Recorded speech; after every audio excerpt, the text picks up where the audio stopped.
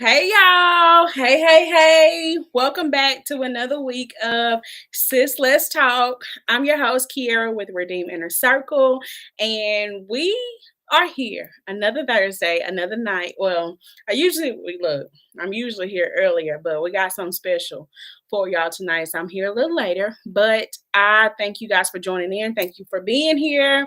Thank you for taking the opportunity just to chime in on this conversation, sis. How are y'all doing? I pray that you've had a blessed day on today. As you join in, say hey in the comments. Do us a quick favor and go ahead and share this with somebody who you know needs healthy conversation, who needs a sisterhood, who needs a community. Let them know, sis, we here, we showing up, okay? So after tonight's episode, we pray that you walk away feeling refreshed, revived, restored, renewed. And as I say every week, most of all, knowing that you are redeemed, knowing that Christ has redeemed you from the curse of the law. You've been redeemed from your past. You've been redeemed from your failures. You've been redeemed from your mistakes. Look, y'all know what sis be saying. Look, there was a point in our life where we was guilty. We was guilty. We did that. We was there. We said that. We were guilty. We did it. Y'all know, look, not everything that you've been accused of was you guilty, but there was some things in our life that we did do. But thanks be unto God that the blood covers it all. And everything before Christ is under the blood. You are new in Christ. You're a new creature in Christ. So walk forward in your blood bought redemption. Okay. So look, I got some good. I don't plan to be with y'all long. I know that's churchy. That's what the preachers be saying, but I'm serious. I don't plan to be here with y'all long. So I need y'all to chime in the comments. Y'all know that we are a talk back community. We talk to one another. Say hey to your sisters. Y'all know mama and grandmama them taught us that when you walk into somebody's house, you make sure you speak to them. You don't walk in to the room and expect the room to you speak. Okay, so hey y'all, I love y'all. I'm so happy to see all my sisters here. Thank y'all for joining, and even to the silent viewers, because I do have people who tell me they do be watching, they just don't say nothing, and that's okay. Look, no shame in that. Hey to the silent viewers too. We love y'all. Thank y'all for showing up. Thank y'all for being here. Thank you for your support. So I got something good for y'all tonight. We're going to switch gears a little bit, change the program up a little bit, and allow God to do what only He can do and speak what only He can speak. So one of the things today that God laid upon my heart was to bring on a special guest. Hey, I see y'all. I see y'all here. Hey, everybody. Hey. But to bring on a special guest tonight to talk about love. Let's talk about love. I think there's a lot of misconceptions with love, a lot of things that we skip over, we don't talk about with love. So we want to cover some things with love on tonight. And so tonight, look, I know this is sisterhood. I know it's a sisterhood community, and I'm so grateful for y'all. But thank God for the men too, right? Because sometimes men be watching, they just may not say nothing. But we appreciate the men who be rocking with their sisters, okay? So I'm gonna bring on a special guest tonight. This is a person that I love so much, and this person is gonna join us for this conversation. So look, if y'all got any questions for the men, we're gonna have a man on tonight he can answer whatever he can answer, okay? So don't be shy, don't be afraid. We're gonna talk now. If we talk, y'all gonna talk back, right? Y'all gonna talk back. So introducing my wonderful husband. He's gonna be the one being our special guest on tonight. I know y'all was like, who the special guest? My husband. He coming on with us tonight. So I want y'all to say hey to your brother, show him some love, because he here. This ain't what he do, but he's showing up for the cause on tonight to be with us to talk about love. So we just gonna allow God to speak and allow God to do what only He can do. And we're just gonna go from there, okay? So remember that this is conversation. This is just us, just as if we was on the phone with each other, except for, it's just as if that, okay? Let's pretend we all on the three-way phone call. So if there's something that you want to say, a question, anything that you want to chime in on, feel free to do it in the comments. We can see the comments, and I'm going to be proactive with watching the comments. I see sis in the comment section too. Chelsea, girl, you know your sister, so help me out, okay? But we want to talk about love. I had a song I want to play, but I can't play the song. So, because Facebook be tripping about playing songs that don't belong to you. So, we're not going to play the song. But there's a song that talks about love. And in the beginning of the song, it talks about, I never had anything as good as you, and I don't think I ever will. It's a gospel song. And of course, we know that he's talking about the love of Christ. But I want us to, we're going to talk about God's love because that's, no, girl, I can't sing. Look, I cannot sing it. If I could, I would, but I wasn't blessed. I wasn't blessed to sing. I wish I could, though. I be trying. But it sounded hot mess. So, so with love, like I said, we're going to talk about it from, of course, God's point of view of what love is, because you don't know love until you know the love of the Father. So that cancels out every other thing. But what we want to really talk about is the love between one another. I think, and it's gonna be, y'all know, over here on this platform, we be real, we be honest. I tell the truth, I don't hold back, and that's just what it is. So, don't take no offense to anything that we say tonight. We're just allowing God to speak and allowing this word to go wherever it needs to go.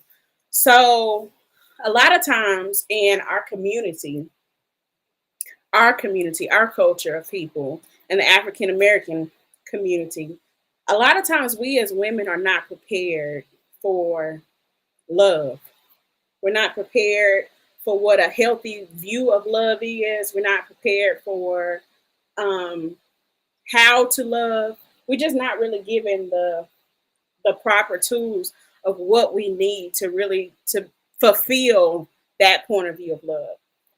In other cultures, if you was to take a survey or just to look around, you will see that a lot of times they prepare their children for marriage. They prepare their children for love. They prepare their sons to take care of the families, the daughters to take care of the children, the household. They're prepared for it. A lot of them straight out of high school, they're getting married and building families and getting going into the foundation and setting up relationship. Like they're prepared for what's to come. But in our culture, we've done a disservice, and we haven't really prepared our children, and some of us can say we haven't really been prepared for love. I mean, I like to say that type of love. It sounds like the '90s or early 2000s. I mean, nobody is just really getting married straight out of high school no more. Like people are more so shacking up or living together first. People are not running towards marriage; they're running away from marriage. Yeah. So I won't even say anybody is preparing, their kids for life after 18. It's kind of like after you're 18, you figure it out for yourself. It used to be where you kind of sheltered your girls and kept them and tried to like guide them and lead them, but for the most part, I like to think that people are running away from the thought of marriage because they done seen all the failed marriages, and like I said, the 2000 2010, a lot of failed marriages, especially in church. Yeah. So it's kind of like people have lost hope. Well, why should I get married? He gonna cheat on me anyway. Why should I get married? It's gonna end a divorce. You're already going into with that intention on the like I said, the probability of the marriage failing seems like it's half and half. So it's like, some people don't feel like it's worth it. And I like to think people just don't want to put in work. And I think sometimes too, I feel like we have a misrepresentation of what love really is. Mm-hmm. You may have seen mama and them do it one way, and not to say that it was right or wrong, but was it solid according to the word of God? You know what I'm saying?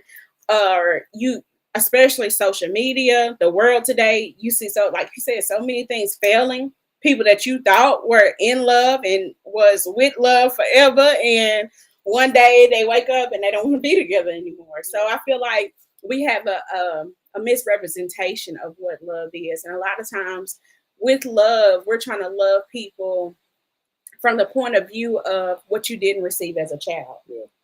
And you know what you just said, I just thought about. You know, a lot of people get married, but yes, you still date, but it's nothing really changed from the dating. I feel like for me, when I got married, it got serious. Mm-hmm.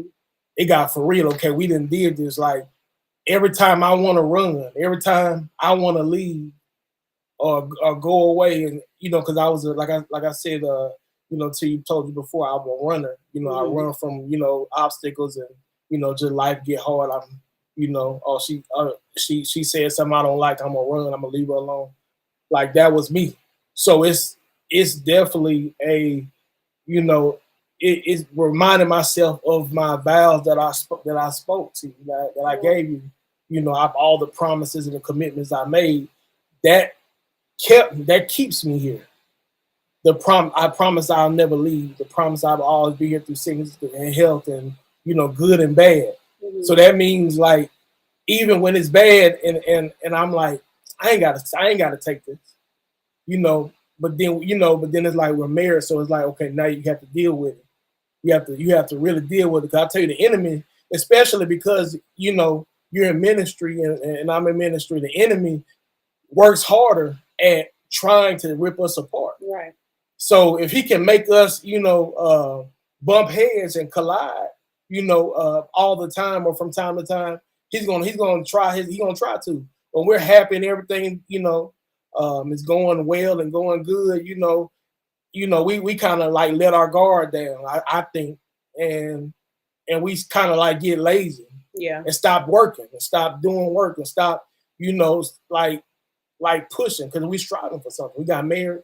We ain't striving to stay where we're at. We just stay on this level, to definitely expand our family, expand our bank accounts, and more and more. So it's kind of like, but being, where we at now, the enemy comes in any kind of way. Yeah. Oh, a bill can't be paid, or I don't, I go to sleep or I'm tired, more than usual. Now I can't spend time with you. So now you're feeling some type of way, or, stuff starts to weigh on you. And the enemy likes to come in and creep in and to, tell you ain't got to take that. It's so and so out there. He can make you feel all those feelings that you want. It's like that. Like the enemy is waiting to basically take advantage of a situation. Same way he did. He craftily did Eve. Mm-hmm. He took advantage of the situation. And like with love is a commitment, and I think you first have to understand the weight of the commitment of what you're signing up for. A lot of times we prepare more for a wedding than we do for the actual marriage. Yeah. The wedding lasts for an hour. I think ours maybe lasts for 30 minutes. And then you go out. The next day we go on with life. But you have to continue to put forth the effort and be committed in your marriage, in your relationship. I kind of want to touch back on that, where I said you kind of like when you're boyfriend and girlfriend dating prior to, and then you get married. Some people forget that how serious the commitment was, how real it was. So they end up thinking I can leave, I can walk away. He hit me, yes, walk away, run. But for the most part, y'all just have a disagreement. Oh, he didn't cook you breakfast. You want to leave. Oh, he didn't put. But you say that jokingly, but really though, that's real stuff because people will completely give up on the thing that God gave them because he didn't cook breakfast, or she took her work clothes off and left them in the floor. Like simple stuff like that. And sometimes you feel like, well, you should know better. Well, some things it takes time for some things that come up out of you, especially if it's something that if you used to taking your clothes off and leaving them in the floor. When you get married, that ain't gonna change. You still gonna take them off and leave them in the floor until we have a conversation and say, "Hey, like, can you put your clothes in the basket?" But at the end of the day, that's not gonna change anything, because you still gonna put stuff. You like I live here too, so I have a right to put the clothes on the floor. But I kind of tend to be like, well, I was raised to be independent, so I don't mind picking the clothes up and off the floor and putting them in dirty clothes. So I'm not gonna leave over nothing, simple as that. But I do know people that leave over simple stuff like that. Right. And I was saying the thing is, you can't leave. You have to work it out. Because you have to honor the commitment that you made, not only to each other, but the commitment that I made to God when I said yes. When I said, God, yeah, okay, we signed. When I signed in papers and we signed up for this, I got to stay committed. The same way you commit to your job, you commit to all these other things. But why, when it comes to love, we struggle with commitment? Even when you sign up for park ball back as a peewee, you sign up, you commit. Especially if you pay money, you don't care if your child don't like to play. You're gonna get out there and play because I paid my $50. Like you're gonna go play. and like I was saying, like even when it comes to academics or sports, it takes work, hard work, dedication. Mm-hmm. But when it comes to the things of God, or it comes to marriage or a godly marriage, nobody wants to do work. They just want it to be easy. Yeah. But anything that's easy, you don't really appreciate it. Yeah. You don't really value it. Like when you had to put in work to go out here and get the finer things that you have, when you suffered for it, when you really paid the price. Like this ain't no bootleg. Like when you really pay full price for it, you cherish it. Not that you idolize it, but you cherish it because you realize that you work for this. Yeah. I put in work for this. I put in time for this. I put in money on this. Like, so you cherish it more. Yeah, I can honestly say, like, I remember being a kid and there was so many clothes that went missing, and I don't know how they picked up feet and walked about the house, but they done went missing. But now I need to, if I can't find some, I'm tearing up the house looking for them. I can't find a t-shirt. I can't find some socks. The reason why is because you realize the value in it. And I think with love, because we're talking about love, y'all. When we talk about love, people don't realize the value of love. Yeah. To some people, it's as simple as, if I don't like you, I'll just change partners. I'll just go somewhere else. I'll get something else. But when I realize the value and what the value that you carry, that you add to my life, because you're valuable and you add value to me, the price went up when I got with you. Yeah.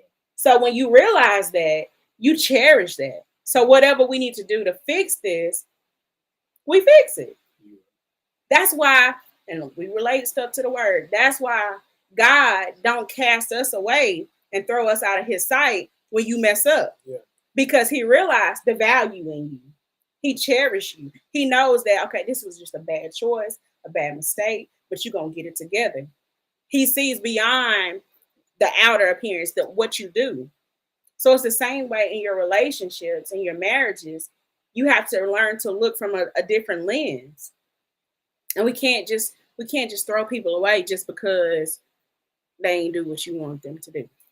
Because think about how many times you didn't follow through on what God told you to do.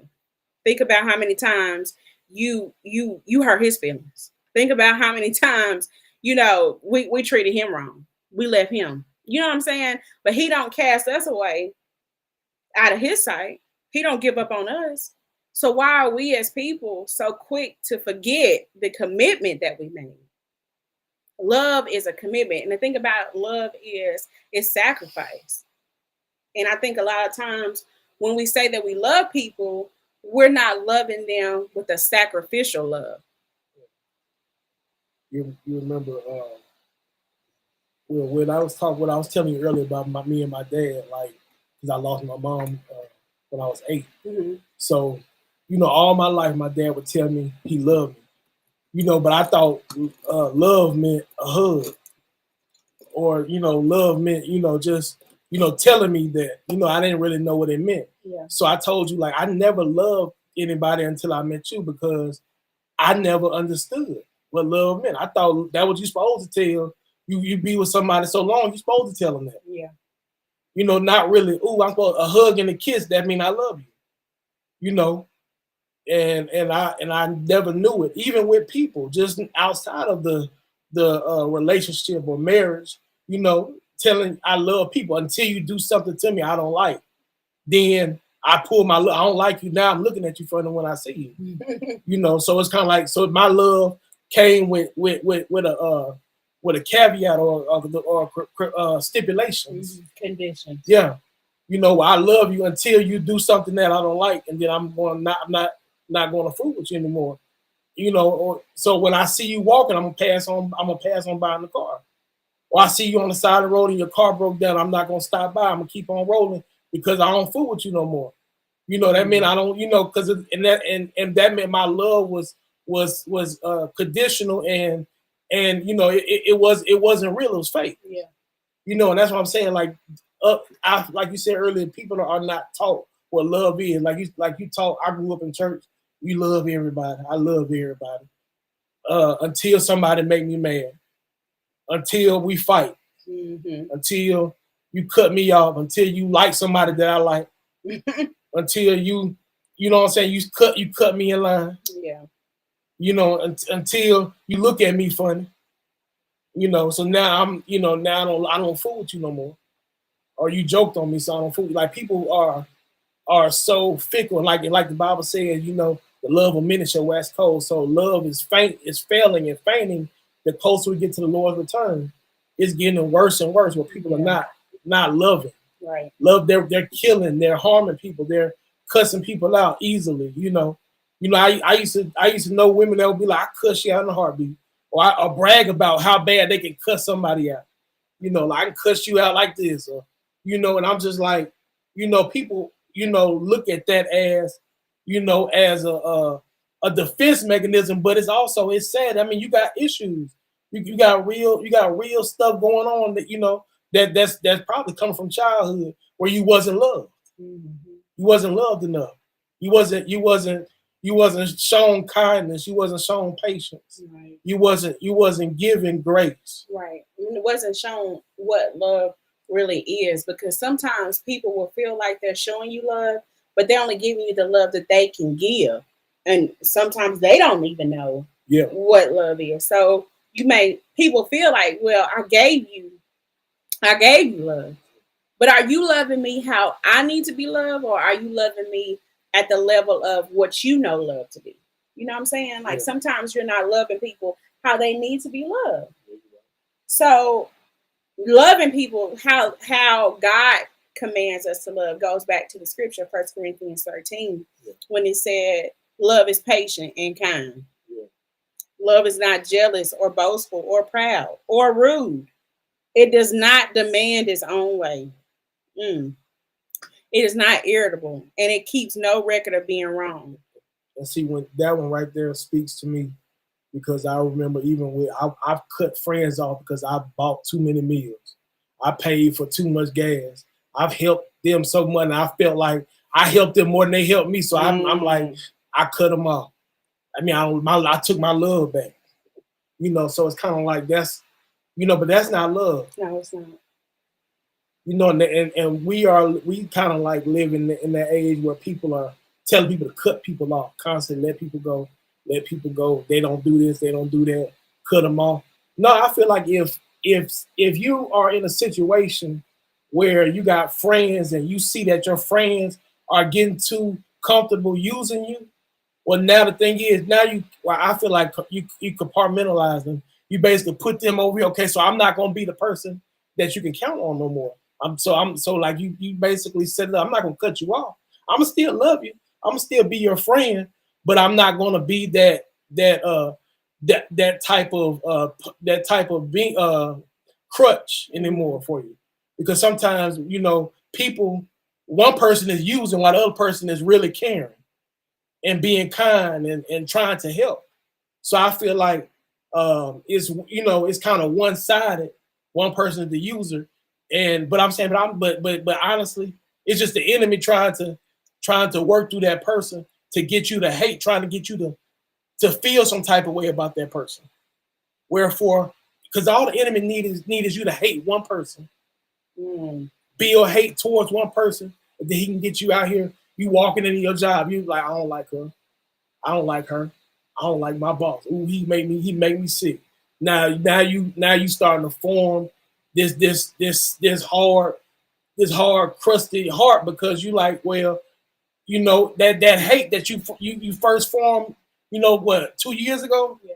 that built into now you just got multiple people you hating, people that you don't, now you're not loving nobody no more. Now you walk around with a frown if now people ain't approaching you. But you would really let one person ruin it for everybody else? I mean, that's all we need. Look at Adam. Adam messed up for everybody else. But I'm saying as far as for the standard of love. Yeah. Like one person can come into your life and because they did not know what love is. Because look, let's be honest, a lot of times we didn't even seek God, whether I should love them in a romantic way. You know what I'm saying? We love everybody because God is love. We're commanded to love our brothers and sisters. But so y'all know some of these situationships that we done got ourselves into, God never told you to get into that in the first place. So because that person failed at loving you, you took the love away. You eliminate, you completely wipe love off the board because of a mistake that you made. And the thing is too, you gave that person that much power over you. So like that's when that person can walk in the room and you can instantly feel that my stomach, I don't feel good. They make me sick because you give that person power. There shouldn't be nobody that you allow to take your kindness, your patience. Now I'm no longer patient because I feel like this one person and wear my patience out and took advantage of it, or one person wear this out so they took it. No, like I'm gonna love if this relationship fail, this right here, which is not. But if it fail, I'm not gonna let that build it as a hate. I'm gonna hate everybody now. I hate Kiera. I hate her now because we didn't work out. No, like I'm still gonna love. I'm gonna still love everybody. I'm not gonna be bitter. I'm not gonna sit down and let that form into some cancer. Now I'm causing issues with everybody. I can't. I'm no longer happy. A happy person. I no longer have joy. I don't have joy because the one relationship was bad. Now I'm walking around still lonely, still craving or desiring. Right, you still want it. Still want it, but the bitterness, your heart has become hardened and stony and cold. Yeah. That you can't even open up yourself to receive it because of one person that, like I said, 9 times out of 10, we wasn't even supposed to be with in the first place. Yeah. You know what I'm saying? And we can say that because everybody has had some failed relationships in their life. But you can't let one thing that failed or went wrong mess it up for the things that God is setting up to go right. Because just because that didn't work, God has already prepared something that will. Yeah. That's Bible. He said all things work together for your good. So there's already someone that's prepared to work for you. But you know what too? Like I told you before, like when I was about 10 or 11 years old, I got kind of money on me. And my dad, I was about 10 or 11. And my dad, he had me cut I think it was like a 3-acre yard, and I think I had got $100 for it. But he wouldn't give it to me. Mm-hmm. I'm 10 or 11. So he said at the end of the week, on the weekend, I'll give it to you. But now it's Monday, and I'm like, man, I need that money. I'm sitting down going into his room, like, man, I just need some of it, I'm anxious. But he already promised that he gonna give it to me. Mm-hmm. But I'm getting anxious. I gotta make this happen. So I saw so and so just they gone to the store. They went to Pizza Hut. I want to go to Pizza Hut. Oh, they went and got some new shoes. I want some new shoes. Yeah. Because I see everybody else getting stuff and they got stuff. I'm like, I'm getting anxious. I'm like, I want mine now. I want it now. I want my money. So I start hounding him. I'm like, Dad, I want my money. And he like, I say, I'll give it to you at the end of the week. Wait. Mm. But the thing is now, it's getting close. It's Wednesday and Thursday. And you know what happened? By then, I'm so anxious. I go in there. I cross the boundary. I steal some of it. And you go get something that was not yours at the time. Ahead of time. When I already had something promised for me. that was going to work. That was guaranteed. Definite. That was mine. Promise for me. But I jumped ahead. That's really good. And ended up sinning in the process. And now he don't trust me because I'm stealing, even though it was mine, but I stole. You know, so it's just like that was promised. Now I end up having to get a whooping and not get my money at all. If you gotta just wait. Yeah, and being patient. Because love is patience. Love is patient. And waiting is the hardest thing for us to do. And that made me think about, so talking about love, and you know, I don't want to tell y'all something that I heard. I tell you what we know. And with love, like it made me think about like when we first met. Yeah. Josh was very adamant about making me his woman. He said he knew I was his wife. He was very like, we're gonna be together. Yeah. And I'm like,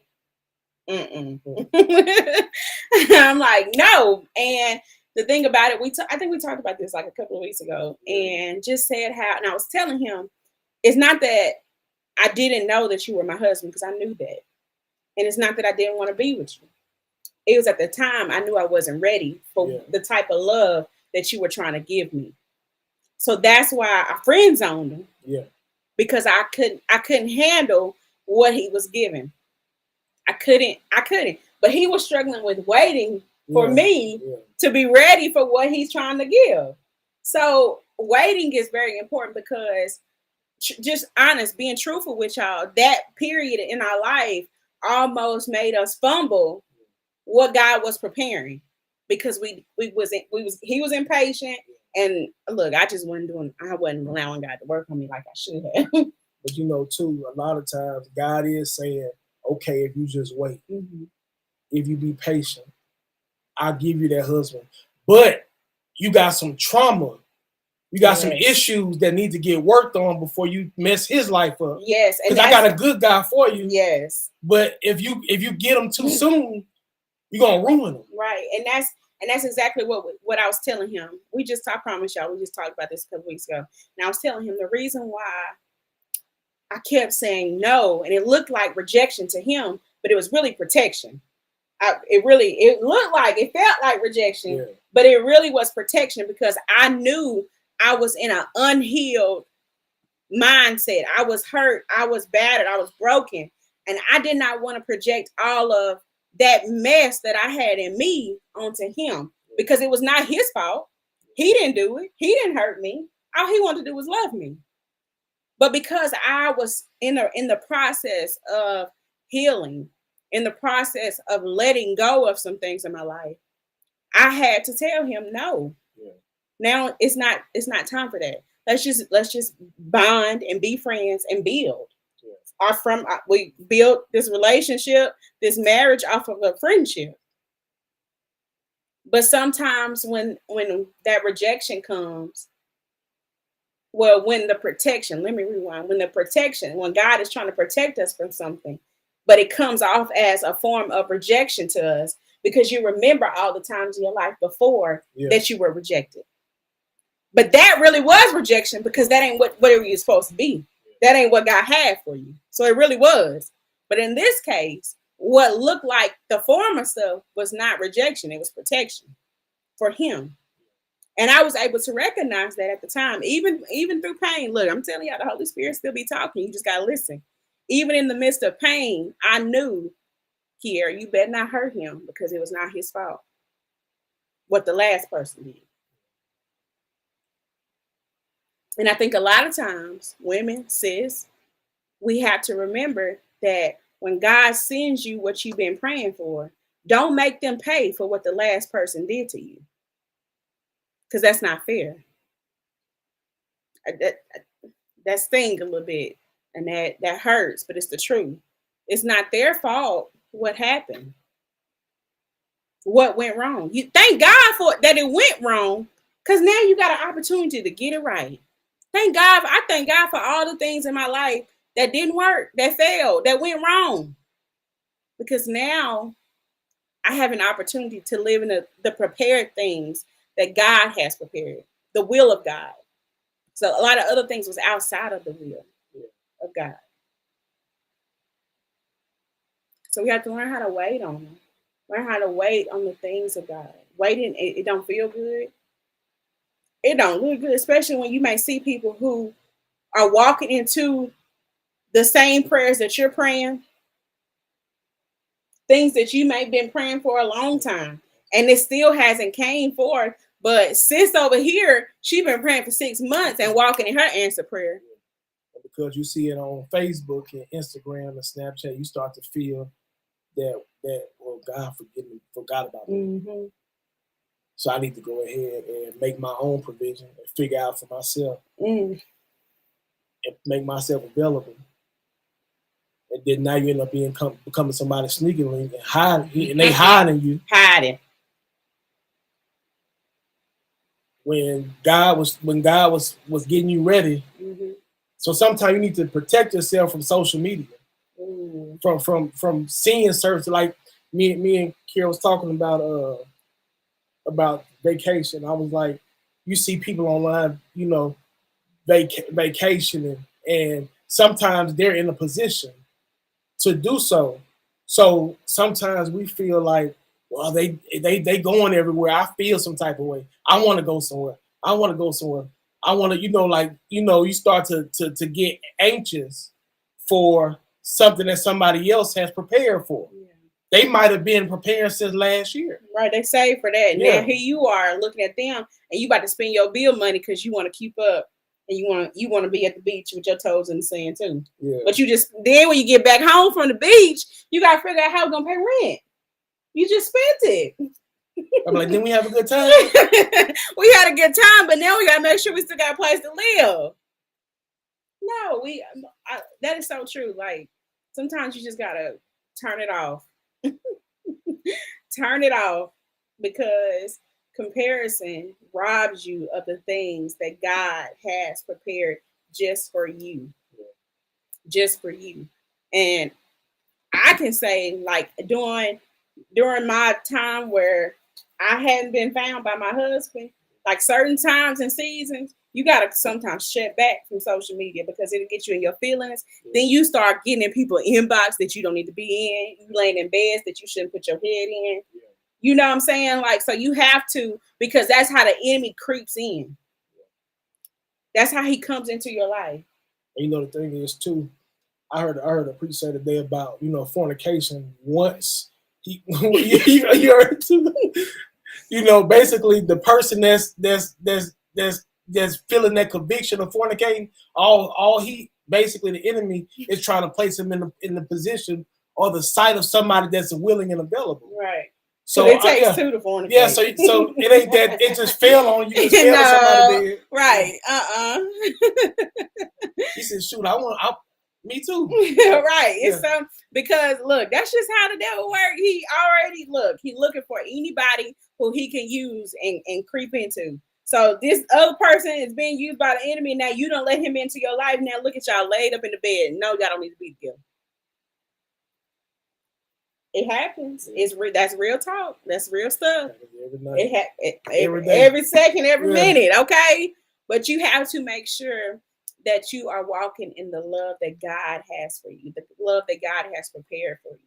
And I'll say too that because it's really about. I'm not talking about friendships tonight. I'm not talking about the love of your family. We're strictly talking about the love between relationships and marriages with a man and a woman. And sometimes in that type of love, in that type of relationship, in that type of marriage, to really have what God wants for you, you have to give up everything that you want for yourself. The Bible does say that God will give you the desires of your heart. But that means that my heart now matches his heart. David was a man after God's own heart. So we should be making sure that we are asking God to show us his will. God is not going to give you the desires of your heart when you are coveting somebody else's husband. When you're idolizing what somebody else has. No. But the desires of your heart come when I have allowed God to create in me a clean and pure heart and renew a right spirit in me. He's not going to give you the desires of the heart, and your heart ain't clean. Your heart ain't pure. No, it's only when we have allowed him to do the work on us. We've built relationship with God.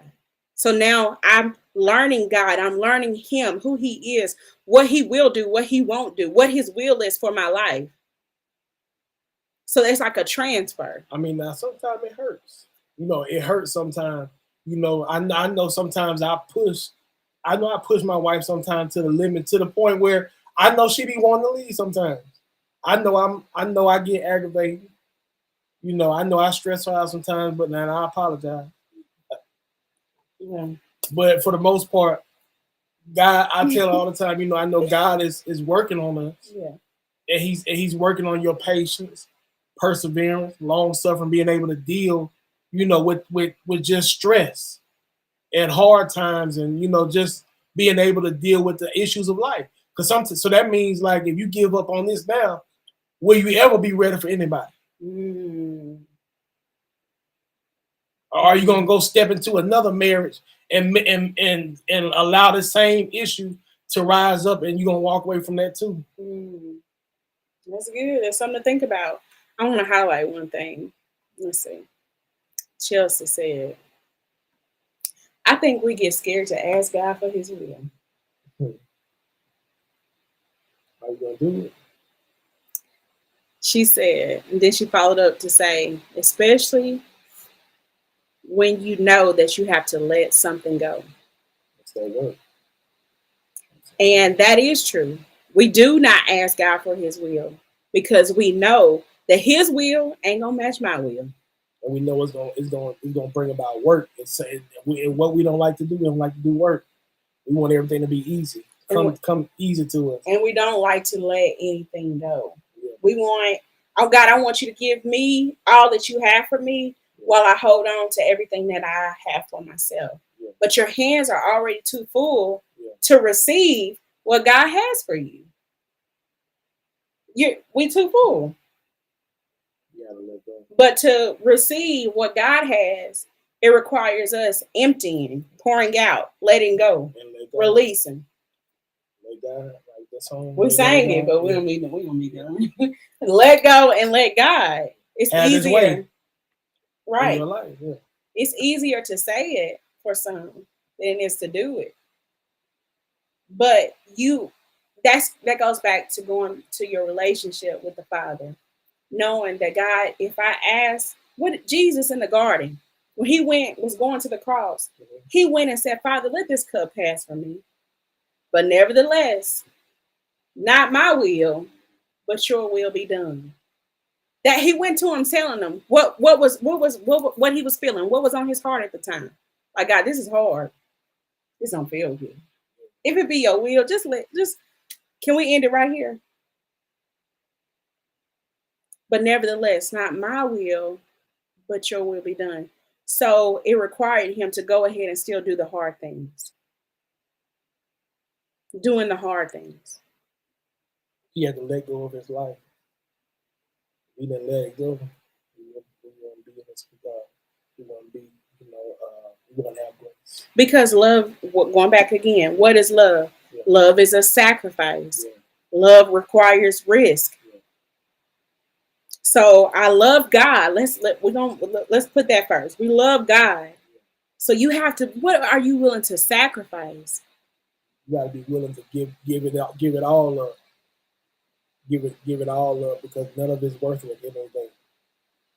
Because at the end of the day, at the beginning and the end of the day, do you want God to be like, well, you held on to other things that you put before me, and you wasn't willing to do what I asked you to do. I wanted you to do this, but you thought you were supposed to be doing this. You basically were in the wrong position. So I couldn't bless you. So you tried to make everything happen on your own account. And you basically did your own will. Yeah. Yeah. That's so true. That is so true. But it comes to a point where we just have to realize, especially when you've matured in your walk with him, that God, I don't want to. But Mm-hmm. if this is what you say, this is what I'll do. I think about the times that I prayed for my husband before I even knew who my husband was. I prayed for my husband. There was a lot of things that I thought was for me. But look, let me tell you, if you got the Holy Spirit, when you become saved and you got Holy Spirit, from day one, it don't take years. It don't take because you got the Spirit on the inside of you. So the Spirit bears witness. So there was things I knew. I knew this was. I knew that wasn't God. That was self. And I was trying to get God to be okay with the things that I wanted for myself. Whole time, God was over here preparing him for his wife. But here I am, still trying to hold on to something that God done told me to let go of because there was something greater that he was trying to put in my hands. I couldn't see it. It didn't feel good. I didn't want to. But I also knew that I wanted what God had for me. So you have to be willing to give up your will to get his will. In order for you to adhere to God's plan, you gotta truly let go of the kind of like if he got you in a state of being patient and waiting, kind of like, well, God, I understand. I understand right now. You want me to wait, so I'm not gonna continue to get anxious. Like the Bible said, be anxious for nothing. So it's kind of like, hey, mama, hey, you gonna do that for me? You gonna do that for me? You gonna do that for me? Mm-hmm. You gonna do this? So it's kind of like, wait and continue praying. Yeah. Be in that available state. Like, God, I don't know if it's time yet, but I just want to be available. I want to be used by you and stay in that posture of being, positioning yourself to be used by him. And when that time comes, because a lot of times, we be right there on the verge of the break or the verge of God placing that person in our eyesight, in our vision. But just the day before we hit our exit, the day before we slid in somebody's DM and told them how fine they are. We went back to some old flings that didn't turn into nothing. But now you're not in the place you're supposed to be. And that's very important to stay in position because we are praying for God to do things in our life. We're waiting on open doors, answer prayers, all these things. But are you positioned for what you're praying for? Yeah. Are you in position for the things that you believe in God for? So that way, if it's the Lord's will and tonight is the night and he cracks open and he drops down what you're asking for, can you handle it? Can you receive it? Will you know how to love it? Will you know how to cherish him? So a lot of times we get out of place, out of position. So that's why most of the time there's a setback, a delay, because you moved your spot, sis. Just because you in your feelings. Everybody booed up but you. Or maybe you in a relationship, in a marriage, and he ain't doing what you want him to do. Maybe he played too many video games. Maybe he watched too much TV. But it goes back to staying in position and believing God for your answers, believing God for help, believing him for help, because our first commitment is to God. Yeah. So if I'm feeling some type of way, if we going through something, I committed to God first. Yeah. So we need to go back. Let me go back to God for my answers. Let me go back to God for the next play. Let me go back to God for my next step. What I need, how do I go from here? What do I do next? But many times we get into ourselves, our feelings, our emotions, and we forget to go back to the first love, the first one that we committed to. So you operate out of self, out of your feelings, out of your emotions, and that don't profit you anything because that's from your flesh, and your flesh brings nothing but death. So we have to make sure that we stand in a place of truly living by the Spirit. Believe in God for your next, whatever next may be for you. Whatever next is. Are you okay though with whatever your next is? Because if not, next is going to be on pause until you get okay with what comes after this. You know, because like you said, first, our first relationship should be with God. Mm-hmm. So we should be, if we can't be consistent with God, how are we going to be consistent when we do find that person? How you not going to get bored? How you not going to get tired? How you not going to want to humble yourself? How you not going to want to, listen? So I feel like first, that's the first thing you do. Build that strong, firm foundation, with God as far as a relationship where you're consistent. I'm talking to him every day. Yeah. Just how he was with Adam when Adam wasn't in place. He said, Adam, where? That's how he knew he wasn't there. Because he said, where are you? I talked to him every day. He wasn't in place. So you have to, it should be like that where you don't wake up in the morning and start your day without spending time with God. That's the, I don't like to say that's the boyfriend, but that's our Father. So we talk to him first. Right. Get the plan for the day. Activate the Holy Spirit over our day to help us, to lead us and guide us. To keep our antennas open and watching. Right. So when we can see what's going on, we can peep the scene. And keep Jesus on our mind. He said, keep you in perfect peace as long as you keep your mind stayed on him. So I mean, as long as you got the right foundation, you got that relationship set up. When that man come in or woman come in, into whoever listening, you'll be good. You'll be set up. You'll be right. You'll be just right. You didn't got rid of all that trauma. You didn't got rid of all that hate, all that hurt, all that pain, all the anything that wasn't right. He made sure that you was ready for whoever. And now you can move forward and blessings are gonna flow. Right. Because anything that you don't deal with before marriage, it don't change after marriage. No. And I'm not gonna say you're gonna be perfect, because you're not gonna be perfect, even when you get married. There's still a lot of things we've overcame, but there's still a lot of things that we're overcoming together now. You know what? Just like there's angels that are appointed to us, there's also demons appointed to us, watching where our flaws are, watching where we mess up, how much we mess up, where our weaknesses, what we like, what we don't like. Right. Where he can go back and tell the enemy, to tell the devil, so he can find ways to where he can attack you. Right.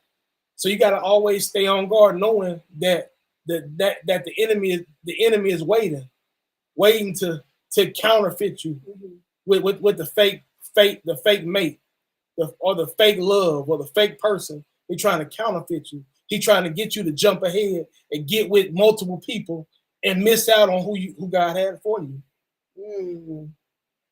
Yes, because he knows that he knows God got something great for you. Yeah. And so of course he would do anything, everything, to try to get you to forfeit what God has. Marriage is God's set up, his intentions for marriage. It was ordained since the very beginning. Adam, look, he needed help. And what God do? He prepared him a helpmate. He didn't tell him go get a girlfriend. He didn't tell him, hey, look, take your pick, which one you want. No, there was one that was specifically designed for him, to cover him, to help him, to protect him. Designed just for him. That's crazy. Like, he gave him a wife.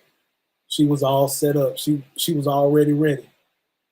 He could have just made him a friend. Yeah, he could have just, Adam could have had a homeboy that he done, you know what I'm saying? But you know what though? One funny thing is, look at when Adam was naming the animals, he was looking at, well, one got this and one got that. Mhm.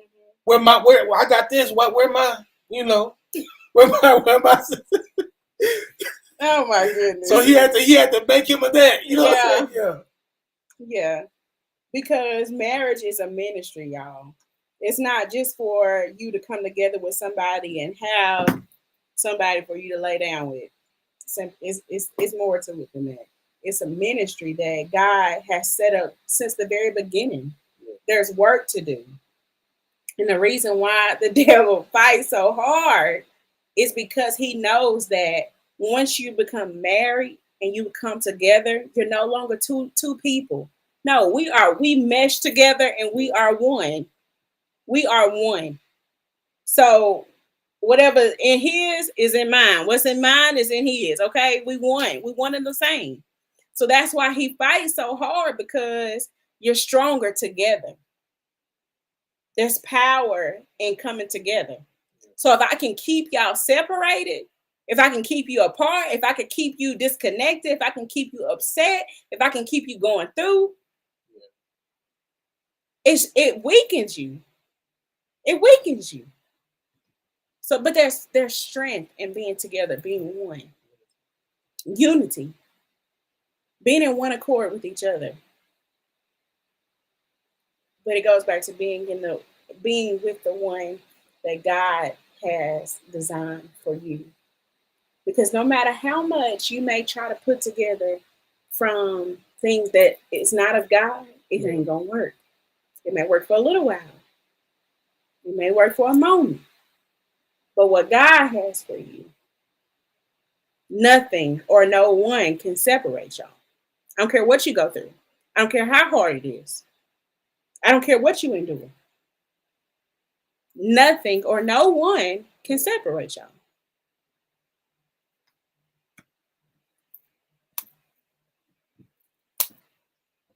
So we're talking about love. Sing the song. Let him take me. Okay. Love. No, don't do it. Okay, I'm not gonna sing, but that's it. That's all, y'all. That's all we got for tonight. I don't know what we're gonna be here for a little while, so I don't know what we're gonna talk. What direction we're gonna go in next week. We're gonna shift gears next week and go a different direction in love. But I just want y'all to know that, look, you are valuable, sis. There's greatness on the inside of you. You look. I don't care who didn't see your work before, because you got worth in you. You are enough, okay? And the right person, the right man that God has for you, you don't have to tell him how valuable you are. He'll see the treasure that God has placed on the inside of you. He will see it. He will honor it, because you are the favor that he's been waiting on. Because a man who finds a wife finds a good thing and obtains favor from the Lord. So when he see you, he'll recognize the favor that God has placed upon your life, and he'll see that that's what he's been missing. Yeah. We're not settling for no more counterfeits. We're not settling for no more things that are not of God. We got no more time to be wasting. But we're following God in this season. We're trusting God, even if it doesn't look right to other people. Because people have their own plan for your life. They'll have your whole life wrote up on how life should go for you. But no, sis, you tell them you following God.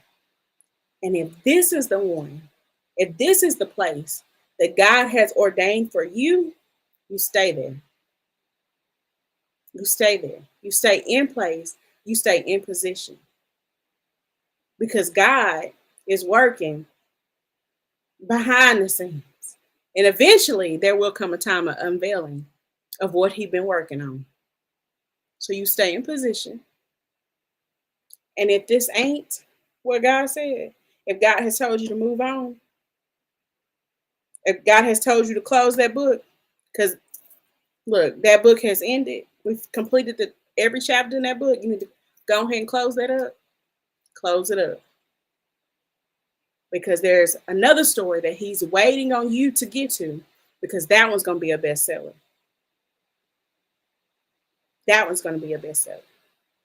So I pray that something that we said tonight was a blessing to y'all.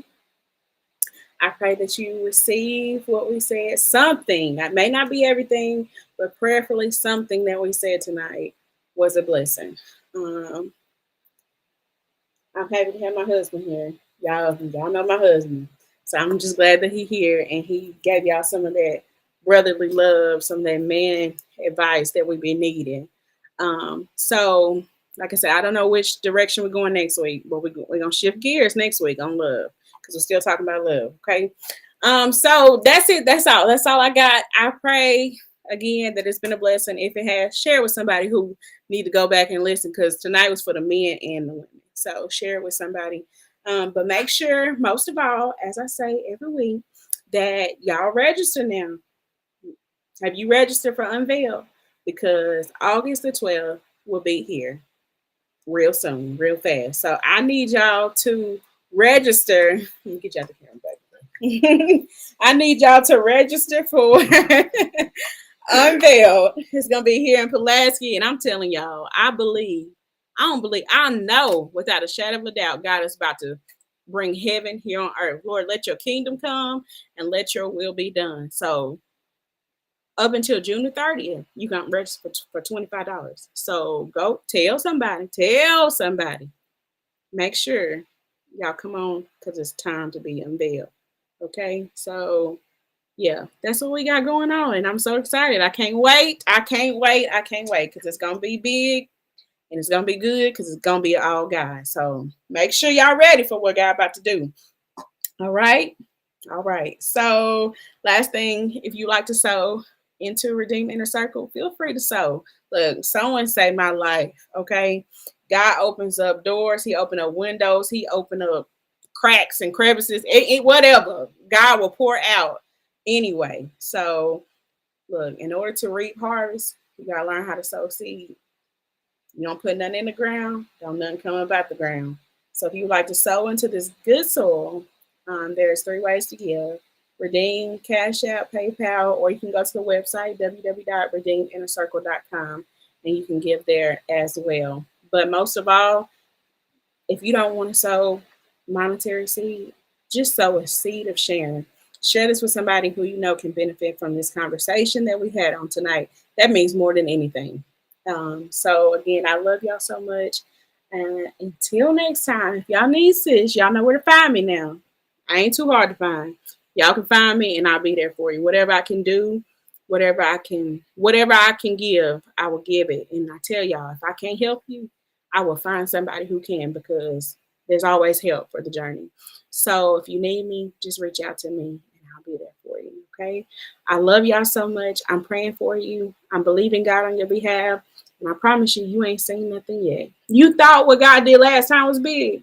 You just wait to see what He about to do next. It ain't even entered into your heart or mind what He has prepared for you. So you get ready. Get ready for what you're praying for. Are you prepared? Because it's coming. Okay. So when you need a sister or a friend to talk to, remember you don't have to do life alone. God has prepared people for your journey. There's help for your journey. You don't have to walk by yourself. You don't have to do that. That ain't God's plan. That is not how He set it up. He sent people. He sent community. He sent what you need. Find your tribe and go and grow with what God has given you. Okay. So if you need a sister, you need a friend, I'm here for you, sis. Let's talk. I love y'all. We'll see y'all next week. Bye.